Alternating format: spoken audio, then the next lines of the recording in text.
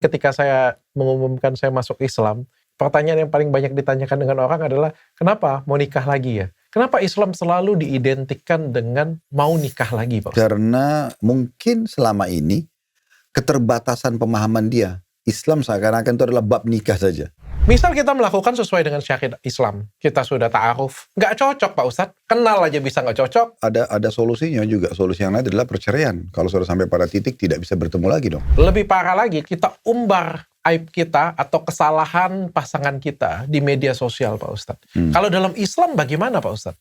Ya, untuk apa dibuka di media sosial? Banyak endorse nanti Pak Ustadz habis itu. Artinya untuk apa dia mendapatkan keuntungan duniawi dari permasalahan yang dia hadapi? Kalau misalnya kita punya poligami Pak Ustadz, istri 2 atau istri 4 Pak Ustadz, boleh gabung jadi satu nggak Pak Ustadz? Gabung dari satu ini gimana? Misalnya trisam, foursam. Masalah biologis sama-sama biologis gak usah tamak lah dok. Lah iya.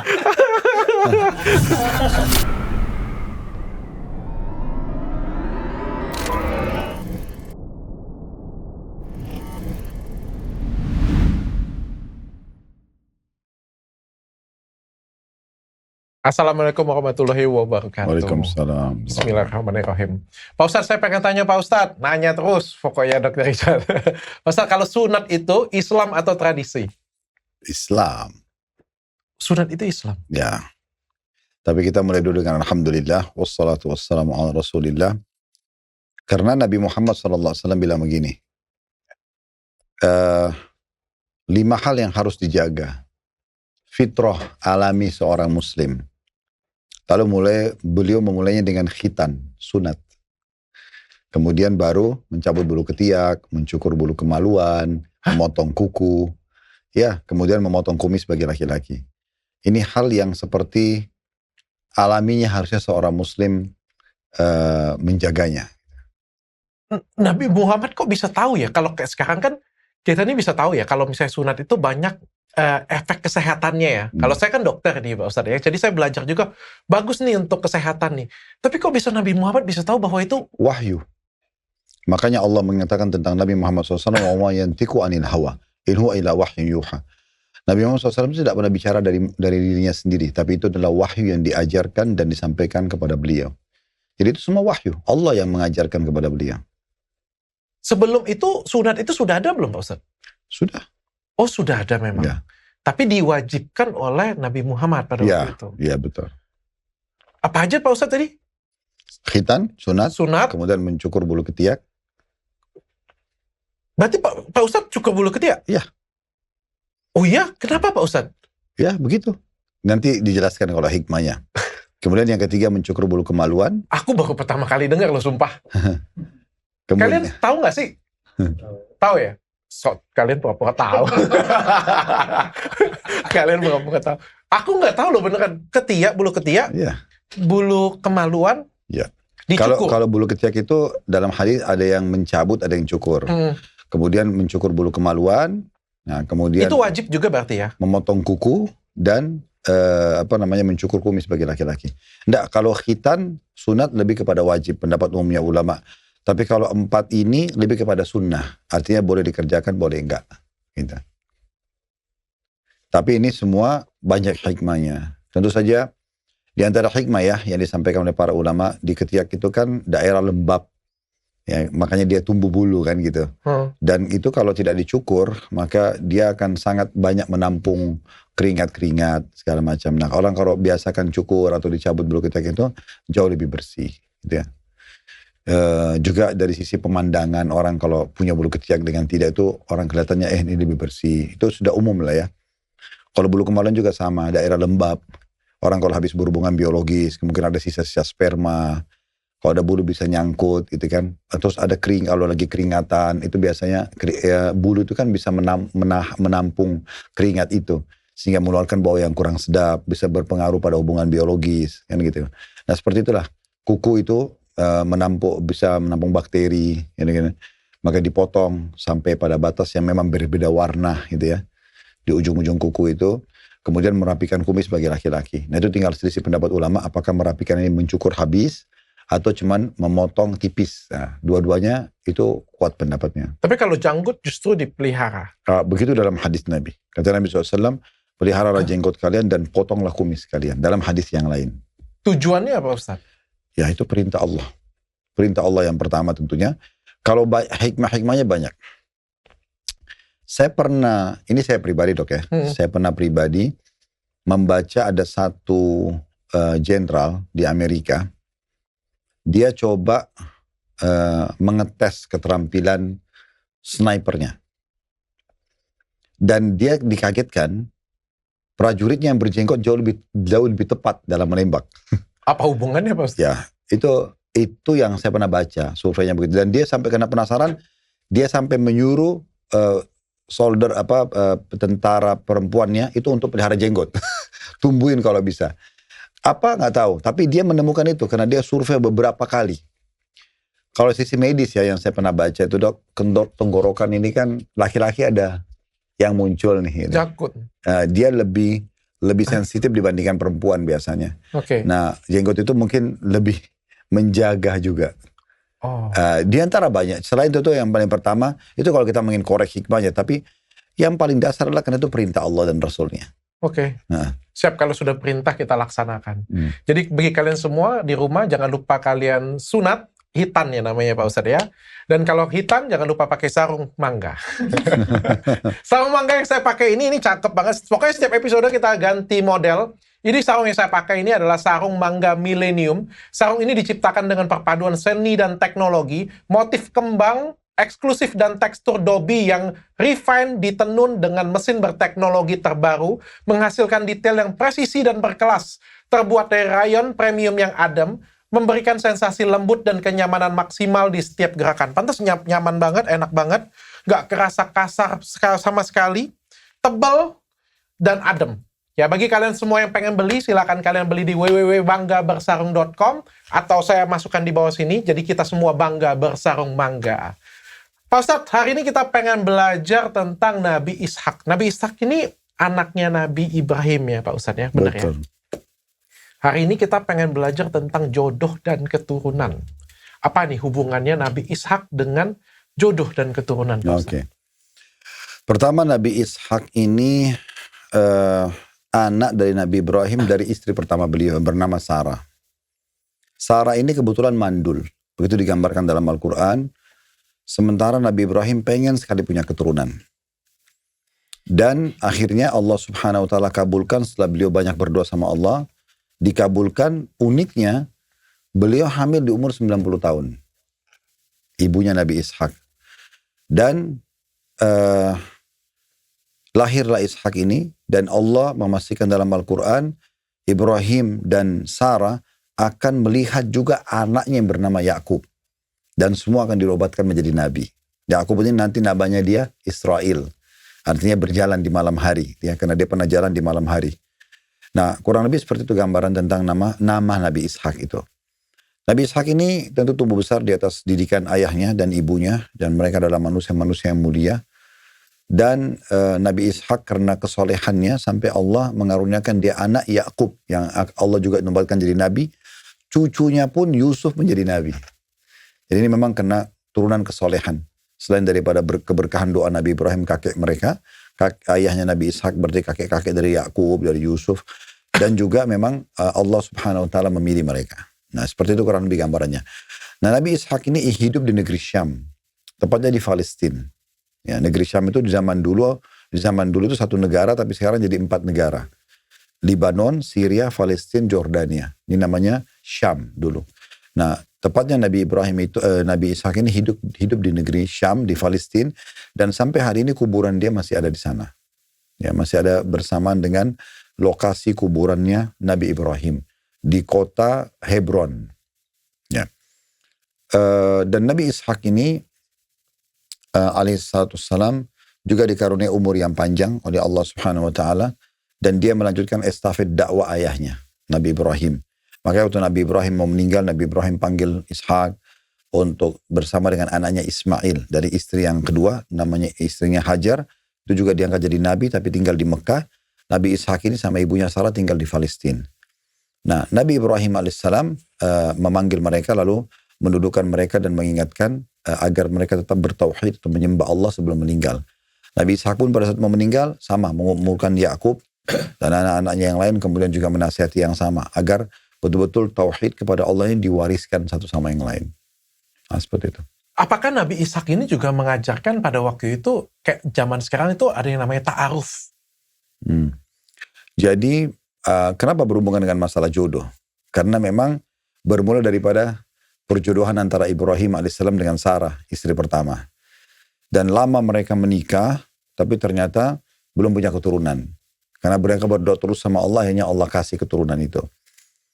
Jadi memang ada hubungannya dengan masalah pernikahan itu. Nah, sementara Nabi Ishak melanjutkan estafet pernikahan ini setelah diminta oleh Nabi Ibrahim alaihissalam agar menikah dengan anak saudara beliau yang ada di kota Babilonia. Itulah yang menjadi istrinya Nabi Ishak gitu. Dan begitu seterusnya estafet dilanjutkan. Kalau tadi ditanyakan apa, Dok? Ta'aruf. Apakah diajarkan tata cara ta'aruf? Secara khusus mungkin tidak ada. Tetapi syariat Allah sama. Kan kita gini, Dok, kita kan dibebankan oleh Allah Subhanahu wa Ta'ala ini populasi, ya kan? Kita kan memang hidup ini untuk populasi salah satunya ya. Makanya diciptakan laki-laki dan perempuan, ini dibebankan sperma, dibebankan sel telur. Kalau bertemu melalui proses biologis dan Allah memang hiasi dengan kenikmatan supaya mau melakukannya, maka hamil kemudian lahirlah manusia dengan prosesnya sudah kita tahu lah. Bayi, anak-anak, remaja, tua, meninggal kan gitu. Dengan semua suka dukanya lah. Nah seperti itulah. Jadi kita dibebankan itu. Cuman Allah Subhanahu wa Ta'ala mengajarkan kita cara yang benar, yaitu nikah. Cara yang salah, yaitu zina. Nah sekarang, apa perbedaannya antara zina sama nikah? Ini perbedaan dasarnya, Dok ya. Orang kalau zina, melakukan bukan dengan syariat Allah, itu umumnya dimulai dengan ketakutan-ketakutan. Sebagai contoh misalnya, ada nggak, Dok, orang yang mau zina di hotel, dia buat iklan di medianya, saya akan zina malam ini di hotel ini. Ada nggak? Enggak. Nah, kalau nikah, orang buat undangan. Akan nikah. Kenapa ini terjadi? Ini alami, fitrah. Karena sebenarnya orang zina itu fitrahnya dia tahu itu nggak boleh. Nikah tuh ditahu boleh gitu. Makanya orang tidak berani. Bahkan kadang-kadang orang kalau masuk hotel sembunyi-sembunyi. Ini masalahnya, dia akan berpengaruh pada kualitas biologisnya. Mungkin dokter sudah tahu secara medis kan gitu. Orang kalau tertekan secara jiwa, ketakutan, kan berpengaruh pada kualitas biologisnya. Dia juga nggak nyaman karena buru-buru, ketakutan. Plus yang luar biasa, dia akan mempengaruhi kualitas sperma yang merupakan bibit manusia dan sel telur yang merupakan kantong manusia nanti. Yang jadi masalah lebih jauh, kalau hamil, dua-duanya secara alami malu. Kalau nggak malu nggak ada aborsi dong. Kenapa harus ada aborsi? Perempuan yang hamil karena zina, pasti dia berusaha tutupin perutnya. Perempuan yang hamil karena pernikahan, walaupun besar, ibu hamil ya, dengan bangga dia mengatakan iya. Nggak ada kekhawatiran. Karena ini cara benar, ini cara salah. Nah, kalau punya anak, dua-duanya malu. Keluarganya malu. Bahkan kadang-kadang terjadi aborsi. Dan yang kalau lahir dalam Islam, Dok, anak zina itu nggak jelas statusnya. Nggak ada penisbatan nasab. Jadi nggak boleh dinisbatkan kepada ayahnya. Walaupun sebenarnya ayah itu pemilik sperma. Karena belum melalui akad nikah. Kemudian tidak ada warisan di antara mereka. Dan tidak ada wali pernikahan kalau itu anak perempuan. Kan dalam Islam itu kalau wanita mau menikah harus ada ayah kandungnya yang meridohikan gitu. Mewakili, namanya wali. Ini gak ada kewalian. Tapi kalau nikah, tidak ada orang nikah itu tidak bahagia, Dok. Kecuali memang betul-betul dia diintimidasi. Dan itu persentasenya kecil sekali. Umumnya orang menikah itu kayak jadi raja. Makanya ada istilah keluar bulan madu. Kenapa bulan madu? Karena mereka menikmatin, bahagia banget. Kebahagiaan ini, Dok, mendatangkan hal yang luar biasa. Biologisnya maksimal, kena bahagia. Berpengaruh pada kualitas sperma dan sel telur. Nanti merupakan bibit manusia. Kalau hamil, dua-duanya senang, keluarganya senang. Anak itu lahir, jelas statusnya. Ada nasab, ada warisan. Kalau anak perempuan boleh jadi walinya. Makanya ini Allah mengajarkan kepada kita. Nah ini yang diistilahkan dengan perjodohan. Nah kalau mau menanyakan masalah ta'aruf, sebenarnya Islam sudah mengajarkan tata cara ta'arufnya. Seperti apa? Kita tidak bicara Nabi Ishak, tapi kita sekarang bicara lebih kepada ajaran Nabi Muhammad langsung ya. Kalau saya biasa sampaikan di kajian. Kalau ta'aruf itu diajarkan oleh Nabi Muhammad? Ya, ta'aruf itu artinya cara berkenalan untuk sampai pada proses pernikahan tanpa ada pelanggaran sebenarnya. Oke. Bahasa kalau lawannya itu pacaran. Nah gitu. Kalau pacaran kan ya udah, pokoknya nggak usah pakai syarat-syarat itu deh. Pacaran teknik Islam tanpa melanggar dosa ya, kayak gitu ya Pak Ustadz ya. Ya, jadi enggak, kalau kita gunakan istilah pacaran gini. Pacaran itu kan sebenarnya sama dengan zina. Karena kan tatapan, ciuman, pegang tangan, peluk, akhirnya kemaluan dengan kemaluan tapi dengan cara yang tidak sah. Gitu kan dalam agama maksudnya. Makanya dikatakan zina. Nah, pacaran yang seperti ini boleh tapi setelah akad nikah. Boleh masuk hotel, boleh hamil berapa kali, nggak masalah. Punya anak banyak, safar, pokoknya bebas. Tapi akad nikah dulu. Nah, nikah ini dalam Islam sederhana sekali. Karena hanya prosesnya 1 menit, mirip dengan orang masuk Islam. Wali perempuan bilang begini, saya nikahkan kamu sama anak perempuan saya, Fulana binti Fulana, dengan mas kawin ini. Calon mempelai laki-laki mengatakan, saya terima nikahnya dengan mahar tersebut. Atau kalau dia mau lengkap, saya terima nikahnya Fulana binti Fulana dengan mas kawin ini. Maka ada 2 saksi, ada wali si perempuan, ada kalimat akad tadi yang diucapin, ada mahar namanya. Mahar itu biasa di Indonesia ditaruh perangkat alat sholat, uang 100.000, uang 1 juta gitu-gitu. Nah ini mahar. Kalau ini ada sah pernikahan. Maka mereka sudah boleh melanjutkan. Oh ternyata ta'aruf itu diajarkan oleh Nabi Muhammad, bukan oleh Nabi Ishak Pak Ustadz. Enggak. Kalau Nabi Ishak memang belum sampai kepada saya ya. Syariat beliau seperti apa. Karena memang setelah Nabi Muhammad SAW diutus, umumnya syarat-syarat Nabi sebelumnya itu tidak dirincikan lagi. Karena sudah syarat beliau yang diterapkan. Nah, ta'aruf pun yang diajarkan oleh Nabi SAW ini, dia bersifat umum, nanti para ulama yang menyusunnya. Seperti contoh misalnya, kita harus mendahulukan nazar namanya, nazar syar'i. Melihat, tapi sesuai dengan syariat. Tidak boleh ada pelanggaran agama. Syarat itu begini, jadi wanita itu, dia berhijab, dia pakai jilbab, wajah dan telapak tangannya terlihat. Nanti di depan ayahnya, depan keluarganya, calon mempelai laki-laki datang dengan keluarganya, lalu ngobrol di situ. Itu namanya nazar, melihat. Wajah itu simbol setengah badan, telapak tangan simbol setengah badan lagi. Artinya tidak perlu untuk dibuka pakaian dan segala macam seperti itulah. Berarti orang-orang kadang-kadang kan kalau pacaran sebelum nikah itu, oh saya kan gimana mau jadikan istri saya belum tahu gitu. Saya belum kenal. Nah, jadi sebenarnya itu sudah simbol. Itu sudah simbol tubuh. Yang paling sering interaksi kan wajah. Kemudian di situ bebas boleh bertanya selama dengan tata krama yang baik gitu ya. Maksudnya bersedia nggak jadi istri? Kalau jadi istri nanti seperti apa programnya gitu ya. Kalau saya jadi suami, kalau saya pulang, sebenarnya saya letih, bagaimana? Dan itu pertanyaan itu boleh ditanya. Selain tentu pertanyaan dasar kayak misalnya berapa orang bersaudara, terus mengetahui tentang kondisi keluarganya. Intinya sebenarnya nazar syar'i, melihat dulu. Dan ini disarankan oleh ulama, di masa kita sekarang jangan lihat foto. Harus nazar melihat langsung, karena foto bisa diedit. Bagus saya mau ngomong. Nah iya. Terus kemudian yang kedua, itu mengenali keluarganya dok. Jadi keluarga itu sudah cukup. Jadi kita tahu misalnya keluarga ini secara global, keluarga berpendidikan, keluarga baik-baik. Bibit, bebet, bobot ya. Iya. Terus kemudian yang ketiga, gitu kita mengenal lingkungan. Kalau di masa sekarang sih lebih simpel mengenal medsosnya kali ya. Biasanya orang itu kan menuangkan di Instagram, di Facebook, di medsos dia lah. Sifatnya bagaimana? Pribadi dia ya. Iya. Dia suka apa, dia hobi apa kan. Itu semua kadang-kadang dituangkan. Nah kita bisa tahu dari situ. Atau misalnya kita bertanya sama dia pun, sederhana, pertanyaan tidak bertele-tele. Kalau weekend atau lagi santai, lagi libur, ngapain aja? Apa programnya? Oh saya kalau weekend ke diskotik misalnya. Oh saya ke bar, saya ke karaoke. Atau dia bilang, oh saya kalau weekend ya saya ke perpustakaan. Saya bakti sama orang tua saya. Oh saya lebih berpikir untuk mengisi dengan keterampilan-keterampilan lain, kursus misalnya. Contoh. Nah itu kita sudah bisa menilai sebenarnya. Nah yang keempat baru istikharah. Sholat 2 rakaat minta petunjuk sama Allah. Namanya sholat istikharah. Nah dengan 4 ini sudah cukup. Jadi orang itu sebenarnya, dok, perkenalan yang sebenarnya itu setelah akad nikah. Oke. Bukan sebelum akad nikah. Jadi nanti jalan sama-sama, kenalan lebih jauh karakternya, itu nanti setelah akad nikah. Oke. Gitu.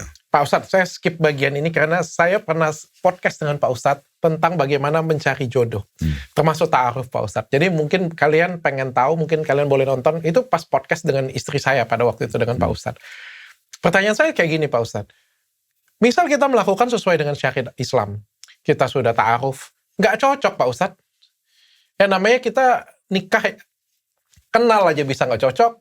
Saya pacaran dengan istri saya 2 tahun Pak Ustadz. Itu aja kadang ada cekcok ya. Teman-teman yang lain pacaran 7 tahun.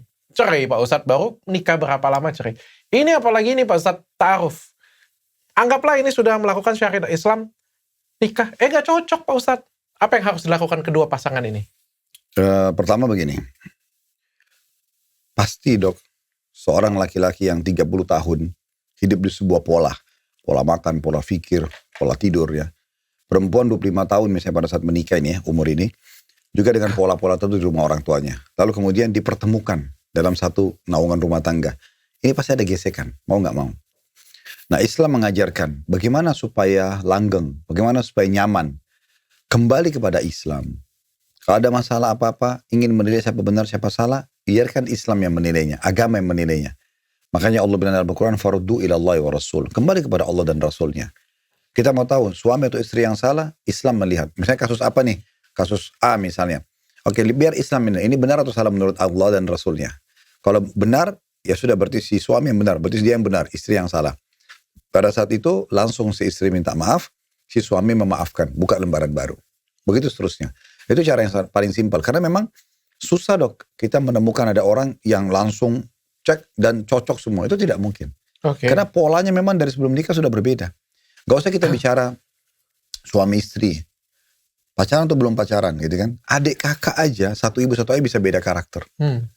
Jadi memang begitu. Makanya Islam datang memberikan ini loh, agama panduan hidupmu. Panduan hidup. Nilai baik buruknya, benar salahnya dari agama. Oke. Nanti setelah itu yang salah minta maaf, yang benar memaafkan. Buka lembaran baru. Begitu seterusnya.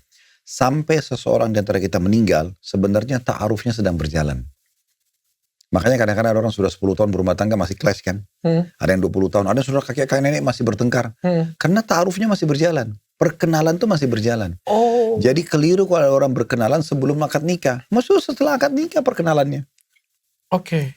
Bedanya apa? Ini kenalan, ini kenalan. Ini baru tahu, ini juga baru tahu. Tapi setelah sah ya. Tapi ini sah. Oke. Nah, kalau ada sah itu kan ada dia ritual agama ya, dia ibadah gitu ya.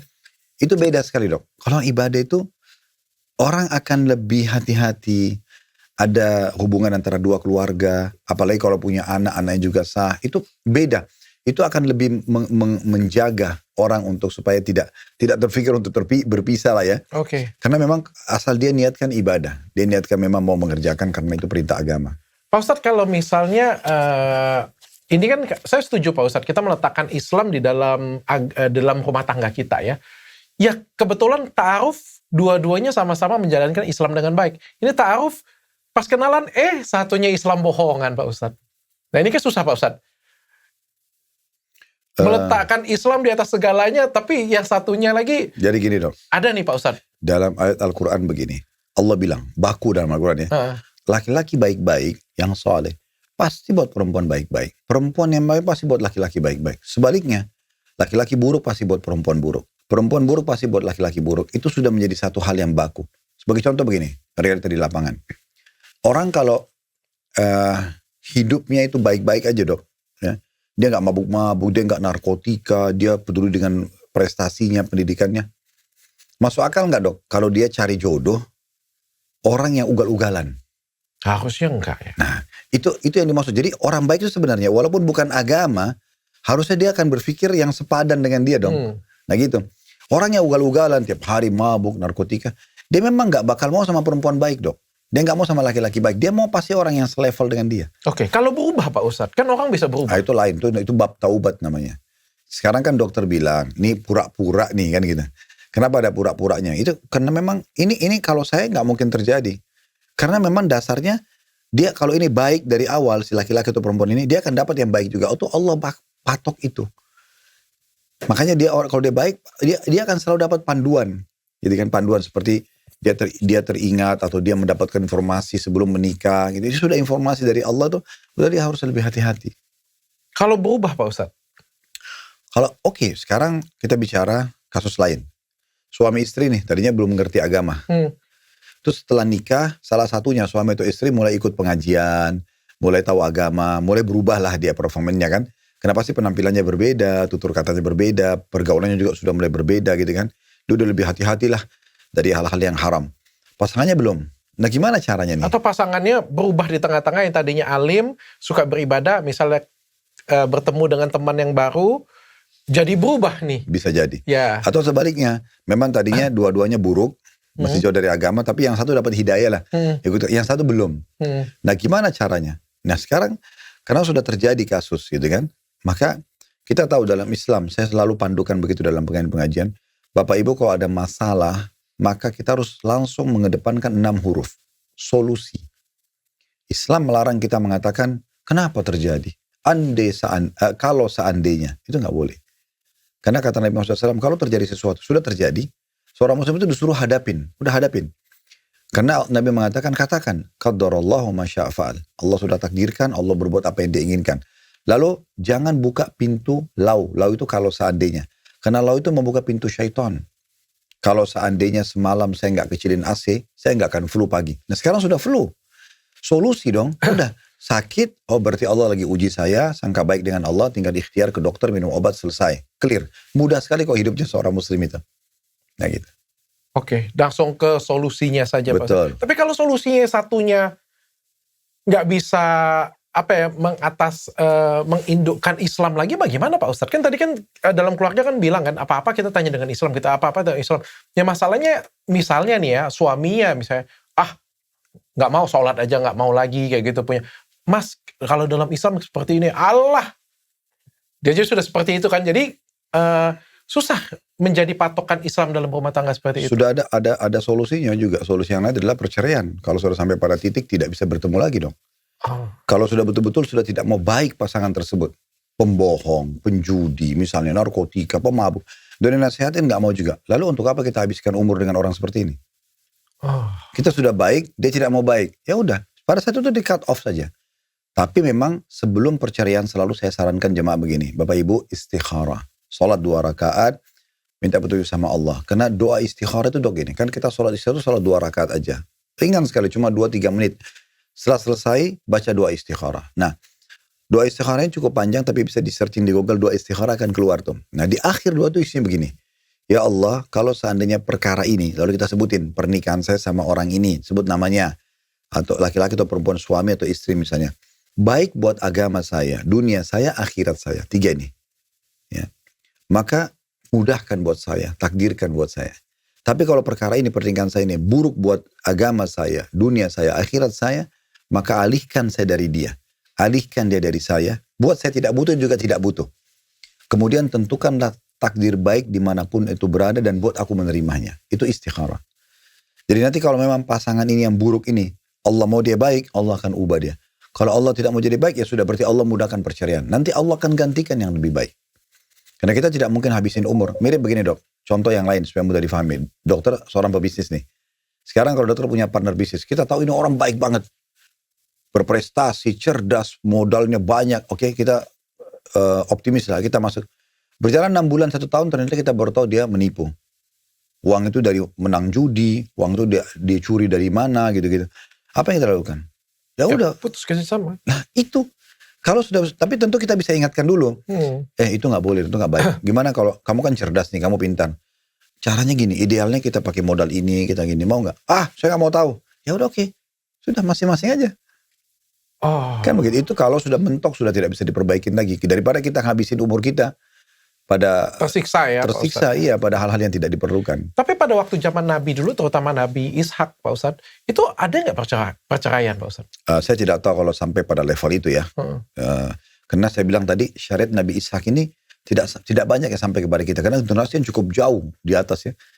Itu banyak sekali nabi-nabi antara Nabi Muhammad SAW dengan Nabi Ishak itu banyak. Bisa dikatakan belasan orang gitu ya. Sehingga kita tidak bisa kembali lagi perincikan apakah ada perceraian atau tidak. Tapi di masa Nabi Muhammad SAW ada perceraian. Ada perceraian gitu kan. Kalau kita lihat perceraian itu dibutuhkan, kata Nabi SAW begini, tolak itu atau perceraian adalah amal halal yang paling Allah tidak sukai. Dia sebenarnya boleh. Halal tapi tidak disukai. Allah tidak sukai. Maksudnya kita menikah ini bukan untuk cerai. Kita menikah kan untuk langgeng. Tapi kalau sudah mentok, nggak ada lagi jalan keluar, ya sudah. Boleh. Boleh bercerai. Dan di dalam Islam itu ada namanya tolak raj'i. Cerai tapi masih boleh kembali. Misal contoh gini. Suami bilang, saya ceraikan kamu. Dengan kalimat jelas. Dia bilang sama istrinya, Atau dia kalimat kiasan, cuman dia bermaksud cerai. Misalnya dia katakan, udahlah kamu pulang aja ke rumah orang tuamu. Dalam hati dia niat menceraikan. Itu bisa jatuh cerainya. Nah semenjak ucapan itu diucapkan, kalau dalam syariat Islam, maka 3 masa suci ke depan, 3 kali haid, wanita itu dikenal dengan masa iddah. Ya lebih kepada masa pensucian rahim, jangan sampai ada janinnya, gitu ya. Karena kalau wanita hamil itu masa iddahnya jatuh cerai itu sampai melahirkan. Kalau tidak hamil 3 kali masa suci. Nah nanti di masa iddah itu, misal dia baikan, tiba-tiba baikan, terjadi interaksi biologis, maka sudah dianggap rujuk kembali. Tidak perlu ada akad nikah baru. Karena memang Islam masih memberikan peluang untuk kembali memperbaiki. Nah gitu. Itu masih ada kesempatan 2 kali. Makanya kata Allah SWT dalam Al-Quran, at-talaqu marratan. Cerai itu 2 kali. Kesempatan untuk kembali lagi. Kalau sudah 3 kali udah gak boleh lagi. Harus nikah dengan orang lain nah, dulu. Nah si perempuan itu kalau mau betul mau kembali kepada mantan suaminya, dia harus nikah sama laki-laki lain. Tapi nikahnya nikah benar-benar. Bukan direkayasa. Karena gak boleh direkayasa. Kata Nabi Muhammad SAW, itu Allah melaknat orang yang merekayasa pernikahan dan yang menerima rekayasa itu. Jadi gak boleh. Ya, jadi perempuan itu nikah, dia cerai satu sama suami barunya, betul-betul kena permasalahan mereka, sudah 1 janda lagi, baru terbuka peluang untuk suami yang pertama. Makanya Allah masih kasih kesempatan sampai 2 kali masa kembali. Ya orang yang normal harusnya tidak boleh permainkan cerai dong, cerai kembali gitu ya. Nah. Tapi zaman sekarang mudah banget Pak Ustadz ngomong putus, ngomong pulang aja ke rumah kalau zaman sekarang ini Pak Ustadz. Ya itu karena tadi minimnya pemahaman agama dok. Apalagi kalau dia belajar masalah rumah tangga dari film-film. Film mengajarkan dia misalnya cerai aja. Perceraian, diajarin caranya. Misalnya direkayasa lah supaya pasangannya curiga. Atau apa supaya cerai. Atau supaya dapat hartanya. Atau banyak yang diajarkan hal-hal yang tidak baik. Kalau agama tidak akan ajarkan seperti itu. Banyak orang yang datang kepada Nabi Muhammad SAW bermasalah. Nabi suruh perbaikin. Dalam Al-Quran dikatakan bagi suami istri yang clash nih. In yurida islahan yuwaffiqillahu bainahuma. Kalau mereka berdua mau baikan, Allah akan berikan taufiknya. Maksudnya Allah akan mudahkan. Jadi kita bahkan Al-Quran memerintahkan kita kalau 2 ini sudah gak bisa nyambung komunikasinya, disuruh utus faba'athu hakaman min ahlihi wa hakaman min ahliha. Utus orang bijak dari pihaknya si laki-laki, keluarganya, utus juga orang bijak dari perempuan. Lalu mereka yang negosiasi. Allah bilang, in yurida islahan yuwaffiqi bainahuma. Kalau mereka berdua mau baik, memang mau, yaudah deh kita sama-sama salah dulu kita perbaikin. Yaudah Allah akan kasih, Allah mudahkan. Itu. Pak Ustadz, zaman dulu, zaman Nabi, pasti ini nggak ada Pak Ustadz. Media sosial. Sekarang kan ada media sosial Pak Ustadz. Dan ini media sosial ini menjadi ajang untuk kita posting Pak Ustadz. Sekarang jadi pertanyaan ini kayak gini Pak Ustadz. Ketika ada permasalahan dalam rumah tangga Pak Ustadz. Orang curhatnya di media sosial Pak Ustadz. Lebih parah lagi ketika kita ada permasalahan yang berat dalam media sosial, kita umbar aib kita atau kesalahan pasangan kita di media sosial Pak Ustadz. Kalau dalam Islam bagaimana Pak Ustadz? Ini kesalahan fatal dok. Kesalahan fatal sekali. Saya ada pelatihan dok, namanya manajemen rumah tangga Islami. Itu sampai 15 seri. 1 serinya itu 3 hari. Jadi Jumat kita check-in di hotel sama semua keluarga-keluarga, suami istri sama anak-anaknya, lalu kita buatin kelas belajar. Pak Ustadz pernah undang saya. Nah iya. Nah itu di antaranya materinya ada 40 kiat mempertahankan rumah tangga. Di antara 40 itu adalah kalau mau langgeng rumah tangga ya, jangan libatkan kecuali ahlinya. Gitu. Maksudnya gini, kan banyak orang dok kalau dia punya masalah suami istri, semua temannya diajak ngobrol sama dia. Saya ada masalah sama istri saya loh, saya ada masalah sama suami saya loh. Tapi jangan cerita sama orang ya. Cuma semua orang digituin. Coba. Iya kan? Jadi dia jalanin maaf seperti orang tanda kutip tidak berbusana lagi. Orang tahu semua permasalahannya. Itu keliru. Kalau mau benar, bicara sama ahlinya. Masalah agama bicara sama ustadz atau ustadzah. Masalah medis bicara sama dokter. Clear. Yang orang lain tidak perlu tahu. Bahkan saya selalu sarankan begini. Dan ini kami pelajari dari guru-guru kami tentunya. Bahkan kalau punya masalah, sebaiknya jangan bicara sama orang tua. Kecuali memang dia ahlinya. Misal dia ahli agama. Itu masuk dengan orang tua juga. Iya, karena orang tua dok, kalau kita bicara nih, itu kan membebankan mereka. Kan mereka jadi beban pikiran. Sementara dalam Islam, dalam surah Al-Isra, Allah mengatakan, wala taqul lahuma uffin, wala tanharhuma, wa qul lahuma qawlan karima. Jangan pernah ucapkan kalimat pada kedua orang tua. Ibu ini, ayah ini. Jangan hardik mereka dan ucapkan kalimat kata-kata yang baik. Kita kalau cerita keburukan pertengkaran ini, kita kan sebenarnya bebankan mereka. Ini bukan perkataan yang baik sebenarnya, perkataan yang buruk untuk orang tua. Saya katakan tadi batasannya kecuali dia orang yang bijak, ahli di bidangnya. Dia dokter secara medis, ini tidak bisa terganggu lah ereksinya, dan lalu dia konsen sama orang tuanya karena dokter. Oke. Tapi orang tuanya kalau orang awam gak ngerti apa-apa, untuk apa mau dibahas masalah biologis sama istrinya? Gak dapat apa-apa juga. Iya, dan hanya akan jadi beban untuk orang tuanya. Nah, menjadikan beban buat mereka ini masalah, karena banyak anak-anak gini, mereka bertengkar nih. Lapor sama orang tuanya, orang tua sudah kepikiran. Terus mereka pulang, ternyata mereka baikan. Tiba-tiba udah di Bali, tiba-tiba udah di Singapura. Orang tuanya masih kepikiran. Ini kan durhaka namanya. Dan orang tuanya berantem dengan orang tua yang lain. Nah, kadang-kadang begitu. Jadi lebih baik pada ahlinya. Dan itu batasannya dok, konsultasi. Perhatikan, beda konsultasi sama curhat. Konsultasi itu gini. Datang kepada saya misalnya, tokoh agama. Nanya, Ustadz, suami saya ucapkan kalimat cerai dalam keadaan emosi. Jatuh gak dalam Islam? Itu konsultasi. Kalau yang curhat itu gini, Ustadz, saya sebenarnya sudah 10 tahun nikah, gak ada masalah. Saya 5 tahun lalu sempat berangkat, diceritalah panjang lebar rumah tangganya, mungkin 1 jam, 3 jam, baru kemudian tanya, suami saya ucapin kalimat cerai. Ini gak pas. Dokter misalnya, saya dokter Richard, kan konsultasi. Dok, saya sudah 5 hari sakit kepala. Apa obatnya? Dokter konsultasi, itu kan langsung to the point. Dokter akan tanya, kalau pusingnya itu misalnya selama 24 jam kah? Atau cuma waktu tertentu kah? Sudah pernah minum obat apa? Sudah kena ke dokter? Itu kan konsultasi. Udah selesai pulang, gitu kan? Tapi kalau curhat, dok, saya cerita dulu, dok. Saya sebenarnya umur saya sudah 30 tahun, saya nggak pernah sakit kepala sih. Saya baru sakit kepala gini-gini, dicerita lah panjang lebar. Itu kan nggak perlu. Oke, sekarang kalau ada yang bilang gini, tapi kan saya ini butuh sampaikan unek-unek saya butuh curhat, gitu kan? Sama siapa tepatnya? Sama Allah. Sama Allah. Itulah fungsi komunikasi seorang hamba sama Allah. Karena kalau ada nikmat, dok, kita lagi sehat, kita lagi kaya, kita lagi ada nikmat banyak lah gitu ya. Semua ada fasilitasnya. Yang ciptakan kita Allah, yang ciptakan fasilitas itu Allah, yang bisa pertahankan hanya Allah. Kita kalau ada masalah, yang ciptakan kita Allah, yang ciptakan masalah itu Allah, yang bisa kasih jalan keluar hanya Allah. Dalam Islam itu sholat, salah satu tempat yang mustajab dok, diterima doa itu pada saat sujud. Sujudlah, mohon kepada Allah. Jangan angkat kepala sudah ngomong, kecuali sudah ngomong, ya Allah, hati hamba tidak tenang. Ya Allah, ada pertikaian antara hamba sama istri, sama suami, sama anak. Berikanlah hidayah, berikanlah petunjuk, bukakanlah hati-hati kami. Dia ngomong semua sama Allah. Itulah. Engkau yang membuat kami menikah dan segala macam. Gitu kan, itu bisa dibahas. Dan sama Allah semuanya. Karena Allah itu maha mendengar, maha melihat. Itu akan dapat jalan keluarnya. Kalau dengan, mohon maaf Pak Ustadz, kalau dengan Allah sudah pasti ya. Dengan pemuka agama. Kalau dengan psikolog boleh nggak Pak Ustadz?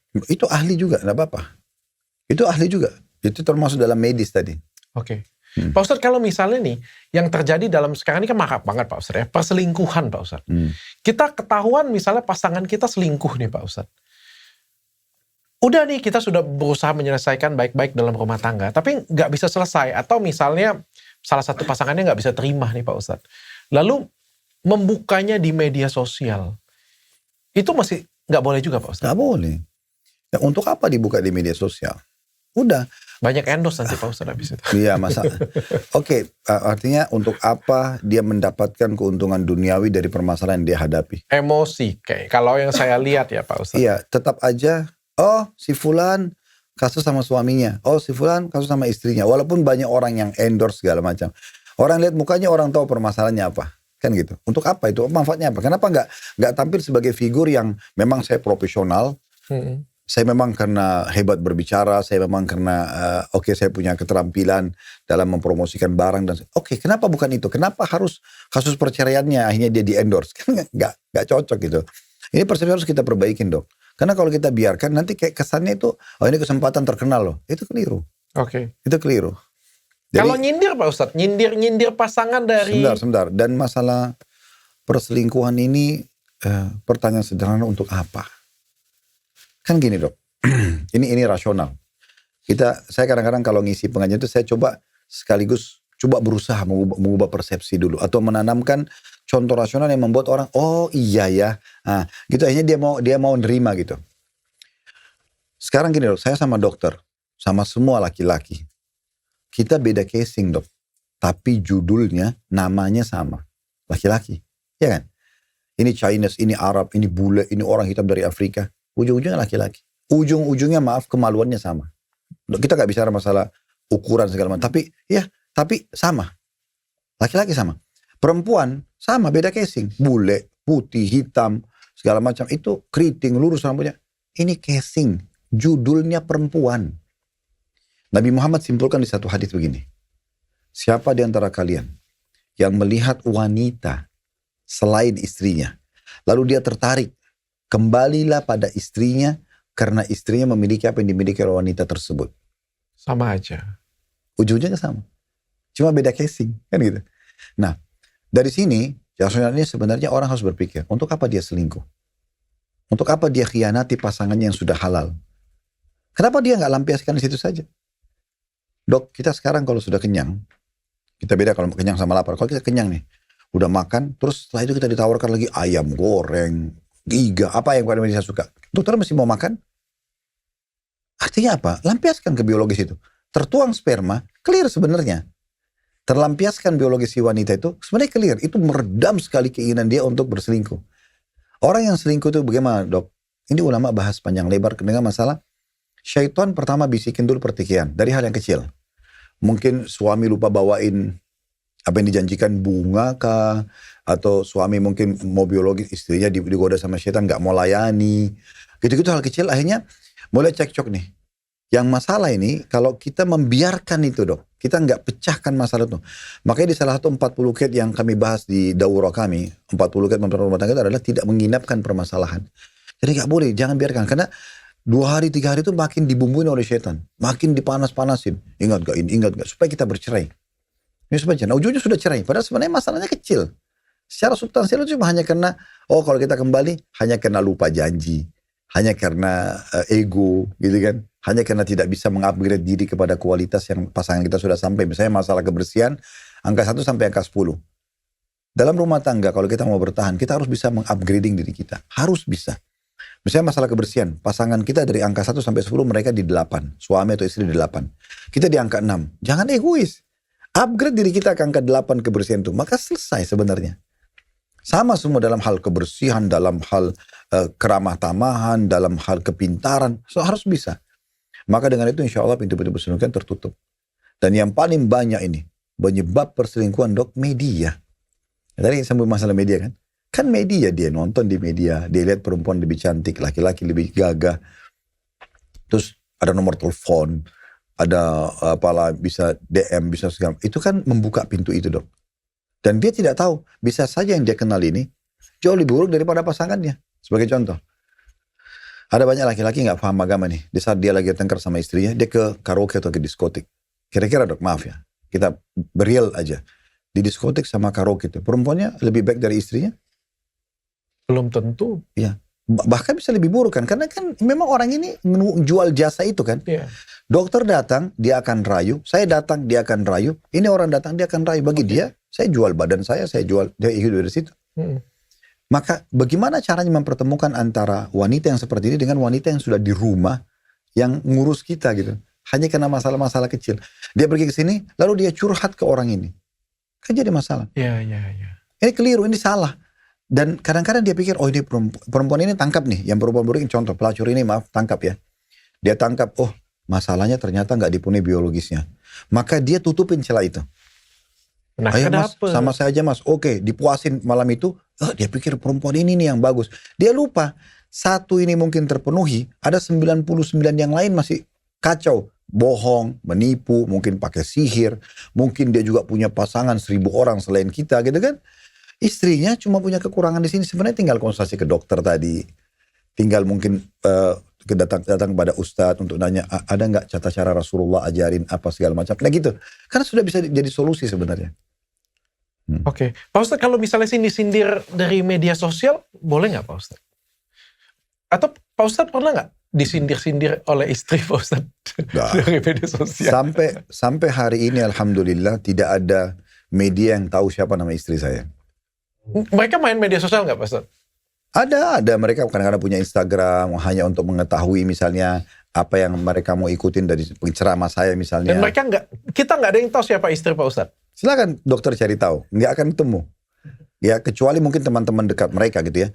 Dan saya pun tidak pernah sebutin nama istri saya di media. Saya tidak pernah sebutin, tidak pernah datangkan mereka misalnya pamer, oh ini saya. Dan saya hidup poligami dok. Saya bisa saja didikan itu sebagai. Kenapa nggak ditunjukkan Pak Ustadz? Bukannya katanya kalau Islam itu harus ditunjukkan? Tunjukkan apa? Apa yang mau ditunjukkan dok? Bukannya harus kalau sudah menikah itu diumumkan? Itu di acara walima, acara pada saat akad nikah.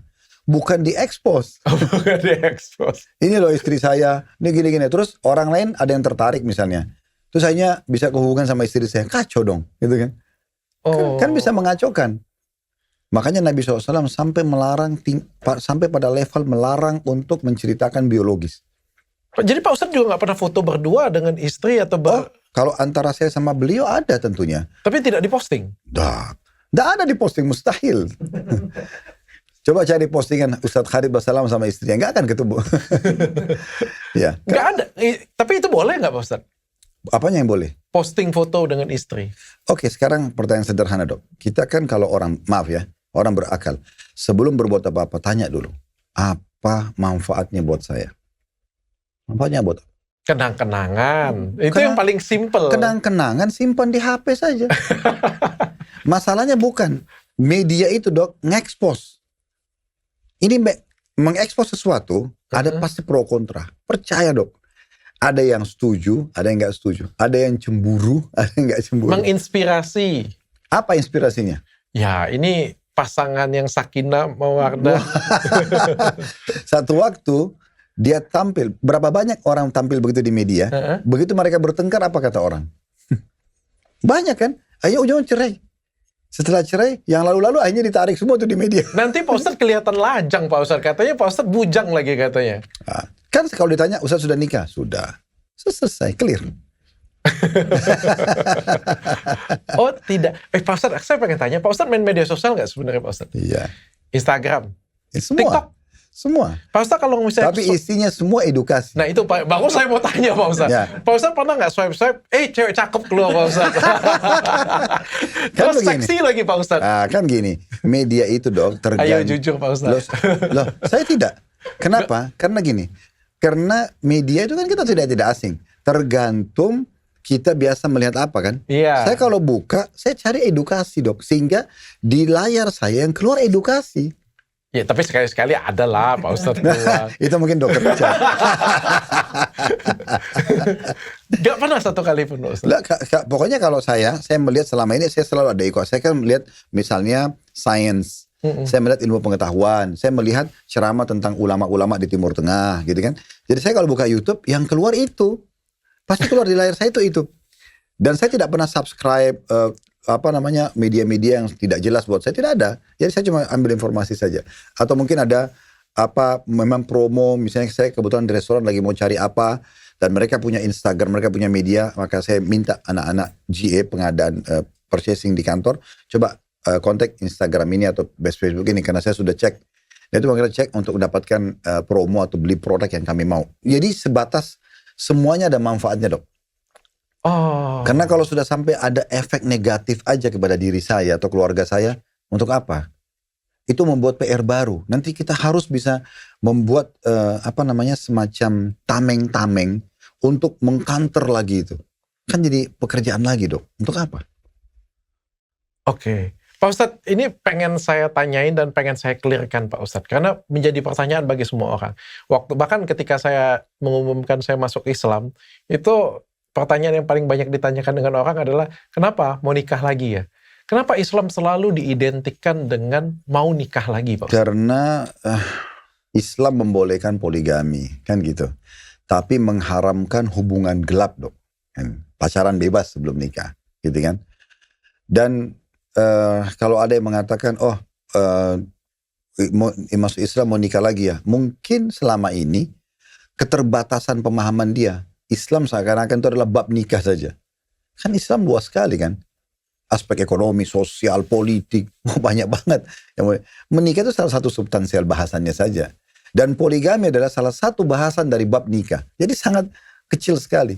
Jadi sangat dangkal kalau orang menganggap orang masuk Islam hanya karena kamu mau nikah lagi. Kok ke situ sih? Kenapa nggak bilang mau masuk Islam supaya jadi orang kaya? Nah Islam mengajarin kaya. Untuk menjadi politikus yang bersih misalnya. Karena Islam mengajarkan untuk jujur dan tanggung jawab misalnya. Kan banyak itu. Kenapa harus itu? Pak Ustadz, kalau misalnya saya mau tanya agak ragu. Pak Ustadz, kan banyak nih ya. Saya pertanyaan saya dulu aja deh, yang benar-benar relate dengan diri saya nih Pak Ustadz. Saya kan Islam Pak Ustadz, Muslim. Baru ya Pak Ustadz ya. Kebetulan istri saya non-Muslim Pak Ustadz.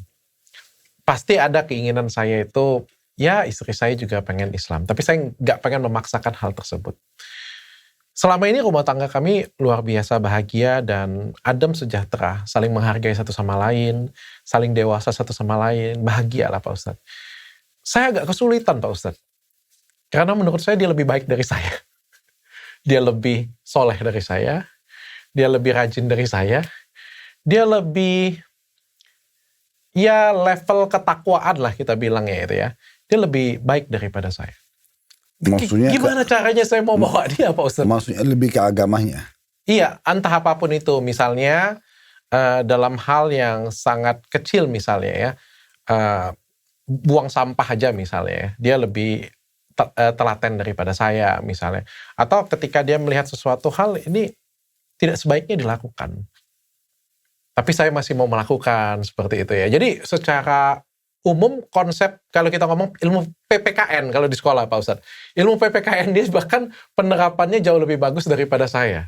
Jadi bagaimana saya bisa menarik dia kalau misalnya... Kalau gini dok, saya tarik kasus dokter ini ke bisnis. Supaya mudah difahami ya. Kalau urusan bisnis ini pasti lebih cepat difahami. Kalau dokter berbicara sekarang, anggap istrinya ini calon investor. Calon investor. Dokter sulit sekali untuk mengajak dia investasi. Karena dia lebih pintar, hartanya lebih banyak. Jadi dia lebih segala pengalaman. Gimana caranya saya mau tarik dia? Masuk akal. Sekarang kalau dokter bilang, saya nggak bisa kayaknya. Maka dokter kehilangan dia dong. So bagaimana caranya? Cari orang yang selevel dengan dia. Cari media yang bisa meyakinkan dia. Cari buku yang bisa meyakinkan dia.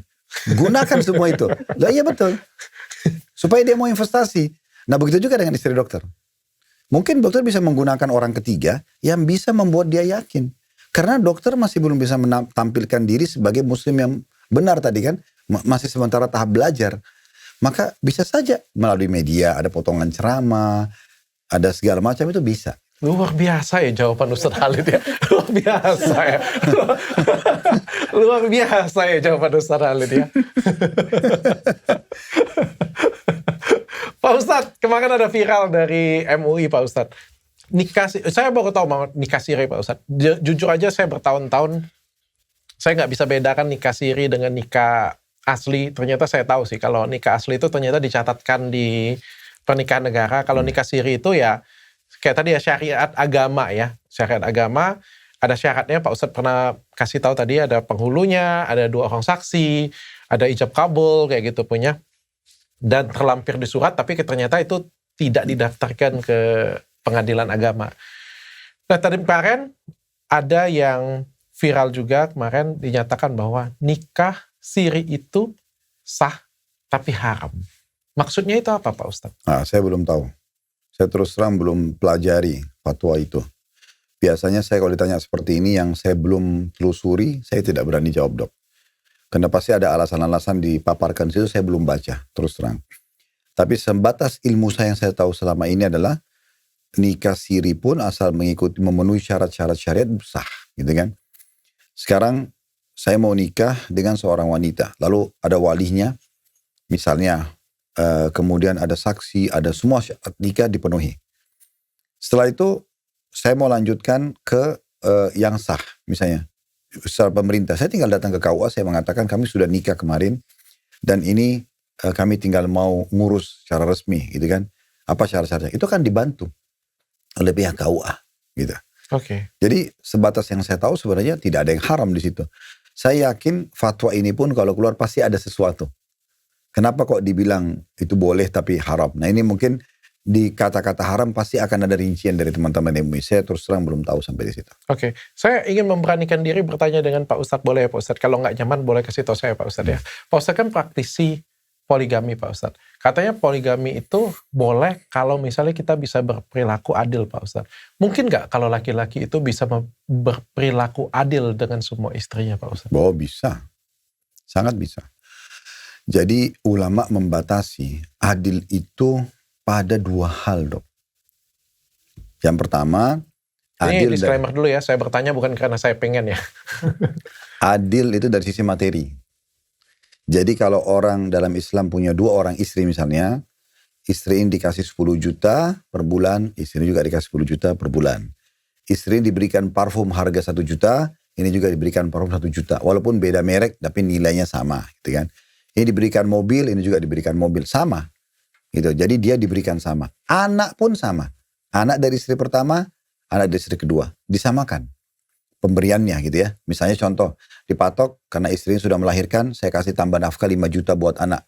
Dari istri pertama, istri kedua juga 5 juta buat anak. Itu adil dari sisi itu. Ya.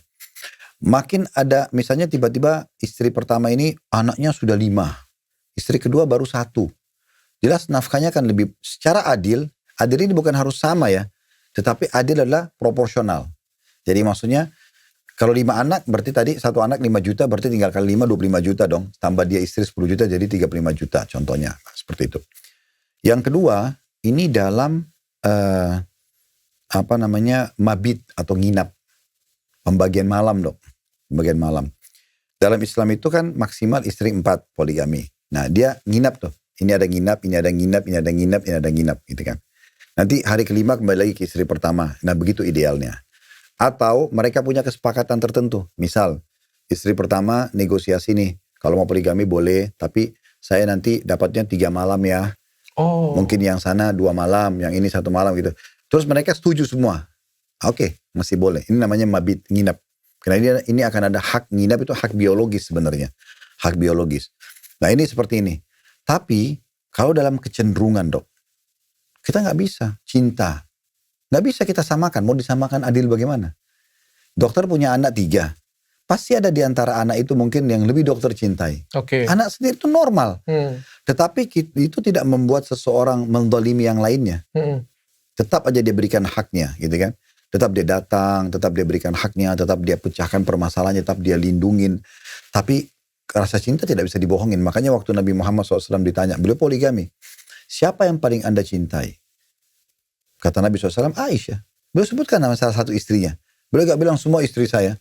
Dan itu normal.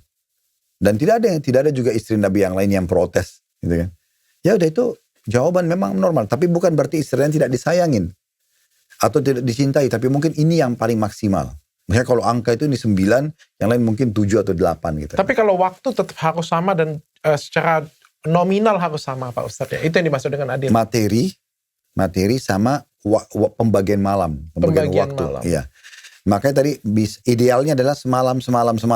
Tapi kalau tidak bisa mungkin tergantung akad kesepakatannya. Misalnya istri pertama lebih banyak anaknya, dia minta lebih banyak malam. Lalu diskusikan sama istri yang lain, mereka semua setuju, nggak ada masalah. Pak Ustadz punya poligami, pusing nggak Pak Ustadz? Kan orang kan kata-kata di rumah kan punya 1 istri aja pusing Pak Ustadz. Saya bahagia alhamdulillah. Ya. Bagaimana nggak bahagia? Alhamdulillah, saya pertama sudah menjalankan syariat Allah. Yang pertama, jadi mungkin tidak semua orang Allah kasih taufiknya bisa menyempurnakan gitu ya. Itu sudah satu taufik, karena seseorang itu muslim kalau bisa mengerjakan satu ibadah dan dia bisa konsisten, itu satu karunia dari Allah yang luar biasa, dia harus syukuri. Yang kedua, tentu saja berbeda dari sisi balasan nanti pahalanya. Orang, dokter misalnya membiayai istri 1, 2 anak. Dengan dokter membiayai 2 istri sama 4 anak, kan pasti beda, lebih banyak kita memberikan. Berarti sisi pahala pasti akan beda. Kemudian juga, selanjutnya yang ketiga ini lebih ada variasi dalam hidup kan gitu.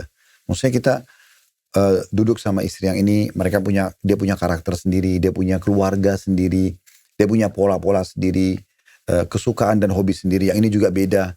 Maka kita Jadi lebih dewasa sebagai laki-laki. Sehingga saya tahu, oh menghadapi yang ini seperti ini, menghadapi yang ini seperti ini.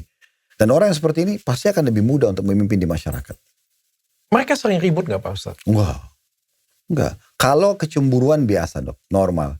Misalnya cemburu tuh nanya, yang lebih disayang di sana ya dari saya. Contoh misalnya. Atau kok yang di sana kemarin kayaknya dikasih baju warna merah contohnya. Tapi ini jarang sekali ya sama saya. Karena saya pada saat pulang safar, mereka sudah tahu semuanya, pasti akan saya kasih standar sama. Nilainya, walaupun misalnya beda warna, pakaian atau apa itu, mereka sudah tahu. Kan kalau sebenarnya yang membuat perempuan itu khawatir dok dalam masalah poligami, karena dia khawatir, ini curang gak sih? Contoh gini, saya pernah kedatangan seorang ibu, mu'alaf kebetulan, datang ke kantor. Pokoknya nangis-nangis depan security mau ketemu sama Ustadz Khalid. Saya biasanya gak temuin perempuan langsung gitu. Kecuali ada laki-lakinya atau apa. Terus karena dia nangis-nangis, saya minta beberapa teman, ayo kita temani. Kita dengar ibu ini ada apa. Kenapa bu? Ini Ustadz suami saya mau poligami, dia bilang. Sama satu wanita yang mau dimu'alafkan. Jadi saya dulu mu'alaf, ini juga mau dimu'alafkan. Terus gimana? Ya saya gak tahu Ustadz, saya serba salah. Sekarang saya mau terima, hati saya berat. Saya mau tolak, saya gak mau cerai sama suami saya. Oke. Ibu mau dengar pendapat saya? Iya. Saya mau balik tanya dulu bu. Ibu kenapa nolak poligami? Saya mau tahu masalahnya apa? Kan poligami syariat Allah. Kita sepakat dulu. Sekarang ibu tolak kenapa? Yang pertama dia bilang gini. Ini dia ucapin langsung depan saya. Ustadz saya takut dia berubah. Oke. Ada lagi gak bu? Saya takut nanti dia lebih cinta sama yang baru. Namanya barang baru mungkin lebih disukai gitu ya. Oke. Terus kemudian apa lagi? Yang ketiga dia curang materi Ustadz. Dia lebih suka di sana, lebih cinta, dia meninggalkan saya, menceraikan saya, atau dia curang dari sisi materi. Sudah 3 nih. Saya tanya, ada lain nggak? Dia diam, nggak ada Ustaz. Oke. Saya bilang bu, sebenarnya yang punya jawaban untuk ini itu adalah suami ibu, bukan saya. Kalau ibu mau, ibu panggil suaminya, duduk kita ngobrol bertiga. Nanti apa jawabannya kita diskusikan sama-sama. Oh ya Ustaz, baik kalau gitu. Nanti saya panggil, aturin jadwal buat suami saya. Baik. Cuma sebelum ibu panggil suaminya, saya mau tanya begini. Kalau seandainya kita kumpul nih bertiga. Saya gak kenal suami ibu loh. Dia bilang gitu ya. Tapi kalau kita duduk bertiga, lalu suaminya bilang, atau ibu tanya, nanti berubah. Lebih cinta sama yang baru. Terus dia bilang, enggak kok. Saya gak akan berubah. Saya hanya cinta sama kamu. Ini orang baru hanya menyempurnakan hidup kita. Atau menjalankan syariat. Terus curang, cerai. Enggak, saya enggak akan ceraikan. Untuk apa saya ceraikan istri saya? Saya berumah tangga 10 tahun, untuk apa diceraikan? Gitu kan? Ini cuma penyempurnaan. Oke, curang dari sisi nafkah, harta. Enggak, saya transparan. Saya akan lihatkan semua transfernya. Bisa cek M-banking saya atau apa gitu. Kalau suaminya jawab begitu bagaimana Ustaz? Ibu itu bilang begini sama saya. Ya berarti enggak apa-apa Ustaz. Ternyata penolakan terhadap poligami itu karena kecurigaan. Bukan yang lain. Dia takut berubah, dia takut lebih dicintai. Lalu saya bilang gini, ibu masih punya hak. Ibu bisa bilang sama suami, bilang sama dia, saya ini, kamu mau poligami nih, tapi saya takut kamu berubah. Kamu lebih cinta di sana. Saya takut kamu ceraikan saya. Saya takut kamu curang di sana. Kalau dia jawab semuanya enggak, oke ibu bilang, bisa ditulis gak? Tulis bermaterai. Oh boleh. Iya, saya Fulan bin Fulan, berjanji. Suami, iya berjanji. Saya tidak akan menceraikan. Kecuali saya tetap mencintai dan saya tetap mencintai transparan. dan ia akan transparan. Tulis di materi tanda tangan pakai saksi. Oke. Terus ibu itu bilang, wah begitu Ustaz ya. Saya masih kasih satu tambahan lagi bu. Dia bilang apa Ustaz? Ibu minta sama suaminya pertemukan sama calon istrinya. Bilang, saya boleh nggak ketemu sama calon istri itu? Kan nanti dia jadi newcomers nih di rumah kita. Dia akan masuk di rumah tangga kita. Posisi dia akan sama dengan saya. Coba saya mau ketemu. Kalau dipertemukan, ibu tanya, kamu kan akan nikah dengan suami saya. Saya ini punya kekhawatiran, nanti suami saya tinggalkan saya. Apa jaminan dari kamu? Nanti suami saya lebih cinta sama kamu. Nanti dia curang dari sisi nafkah. Kalau dia jawab, misal, perempuan itu jawab, oh enggak, saya akan bantu supaya suami lebih cinta pada kakak. Misal, saya akan dukung untuk tidak bercerai. Kalau perceraian saya ribut, saya akan berusaha untuk membantu. Saya akan memberitahukan semua yang saya dikasih. Oke, sudah terjawab? Tulis bu. Saya namanya Fulan akan menikah sama suami ibu ini dan saya akan begini pakai materai. Oh. Sudah gitu ibu silakan istikharah. Ibu sholat 2 rakaat, minta sama Allah petunjuk supaya ditenangkan hati. Minta suami juga istikharah. Nah, silakan. Oke. Jadi bukan juga, poligami boleh, udah yang penting nikah aja dulu. Makanya saya dalam kajian-kajian dok, kalau ditanya, Ustadz laki-laki kan boleh poligami walaupun tidak izin istri. Saya bilang benar. Tapi yang Anda mau pilih ini poligami jangka pendek atau jangka panjang? Kok bisa Ustadz? Iya, jangka pendek suka satu perempuan daripada zina nikah, diam-diam. Ini seperti bom waktu. Begitu ketahuan ini jadi masalah nih. Nanti ribut nih. Setelah ribut harus pilih salah satunya. Dan ini berat. Milih yang lama atau milih yang baru. Harus cari salah satunya. Atau kalau mau bertahan dalam kondisi terhina. Karena akan dicaci maki, akan terlibat keluarga, kan tidak masalah. So, berat. Terus gimana? Poligami yang sehat. Itu ada stepnya, ada tahapannya. Pertama berdoa dulu sama Allah. Ya Allah, sebagaimana engkau syariatkan poligami ini, mudahkan buat hambamu jalani. Kita minta Allah yang tentukan. Saya begitu dok, saya minta itu sama Allah. Bukan saya yang mencari. Jadi Allah mudahkan dengan sendiri. Terus berdoa sama Allah. Berdoa dulu. Setelah berdoa, kita harus betul-betul memberikan hak istri itu. Materinya. Nggak akan ketemu dok antara poligami dengan pelit. Ya. Persahabatan tidak akan langgeng. Cinta tidak akan bertahan atau bertambah dengan pelit. Nggak mungkin. Prinsip saya begini. Royalitas mendatangkan loyalitas. Pasti. Royal dulu, dia akan loyal. Selesai. Itu untuk semua kok, persahabatan, pernikahan, segala macam. Jadi ini harus betul puasin istri ini. Kalau perusahaan itu sudah sukses, sudah rapi manajemennya, buka perusahaan lain. Oke. Nah itu.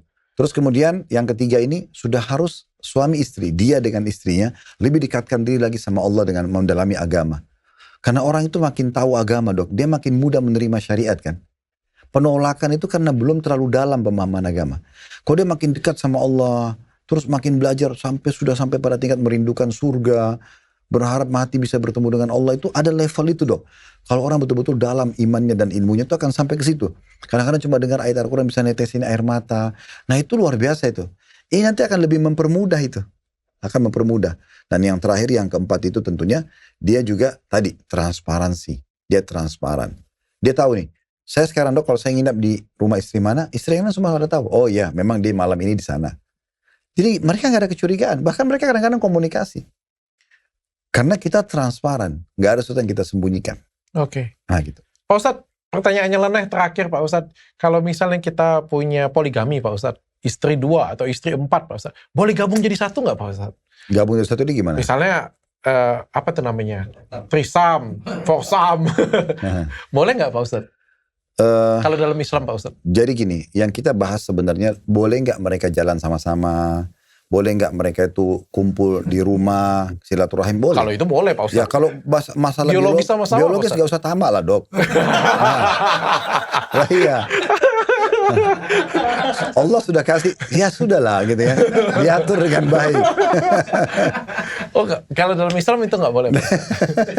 Intinya sebenarnya diatur dengan baik. Kan dokter juga atur malamnya kan lebih tepat ya. Di malamnya masing-masing kan lebih tepat. Berarti satu-satu ya Pak Ustadz? Iya. Kalau kayak trisam, foursam itu nggak boleh Pak Ustadz? Emang dokter mampu?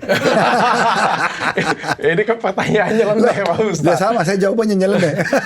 Soalnya kan sudah istri sendiri Pak Ustadz. Ya walaupun, tapi kan tetap aja. Idealnya kan lebih bagus masing-masing diberikan haknya. Oke, iya betul juga ya. Nanti minta durasinya pakai detik lagi nanti. Makasih Pak Ustadz. Jadi pelajaran sama-sama untuk kita semua. Acara ini tolong support kita semuanya. Bagi kalian semuanya, support itu banyak macam. Kalian komentar, share aja sudah support. Baik bagi saya ya, bagi saya dan Ustadz Khalid, atau follow Ustadz Khalid Basalamah dan share ke banyak orang tentang apa yang kita sampaikan. Dan untuk kalian semuanya, acara download ini juga tidak lepas dari sponsor-sponsor yang ikut. Salah satunya adalah Sarung Mangga dan juga pusatmas.id. Jadi bagi kalian semua, ini mau lebaran nih. Bagi kalian semua yang pengen jualan emas dengan harga tertinggi, silakan jual ke pusatmas.id. Di situ kalian bisa jual emas dengan harga tertinggi.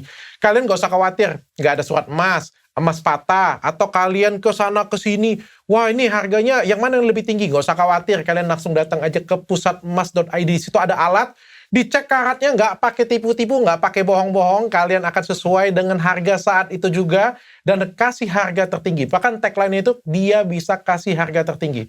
Mau jual emas dengan rasa aman, silakan datang ke pusatemas.id.